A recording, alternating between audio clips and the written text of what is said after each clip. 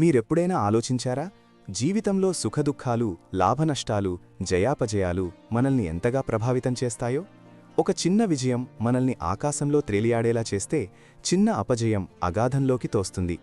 ఈ మానసిక డోలాయమానం నుండి బయటపడటం ఎలా? భగవద్గీతలో శ్రీకృష్ణుడు అర్జునుడికి ఈ ప్రశ్నలకు సమాధానం ఇచ్చాడు.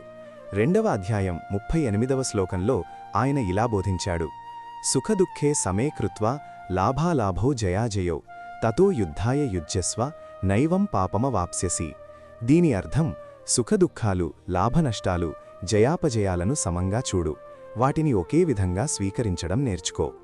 అంటే మనం కష్టాలొచ్చినప్పుడు కుంగిపోకుండా, విజయాలొచ్చినప్పుడు ఉప్పొంగిపోకుండా స్థిరంగా ఉండాలి. ఇది కేవలం యుద్ధభూమిలో అర్జునుడికి మాత్రమే కాదు, మన నిత్య జీవితంలో ఎదురయ్యే ప్రతి సవాలుకు వర్తిస్తుంది. సమత్వం అనేది బాహ్య పరిస్థితుల ప్రభావం లేకుండా మన అంతరంగ శాంతిని కాపాడుకునే ఒక గొప్ప మార్గం. ఈ సమత్వ భావనతో జీవించడం అలవడితే మనస్సు ప్రశాంతంగా, స్థిరంగా ఉంటుంది. బయట ప్రపంచం ఎంత అల్లకల్లోలంగా ఉన్నా మన లోపల మాత్రం ప్రశాంతత రాజ్యమేలుతుంది.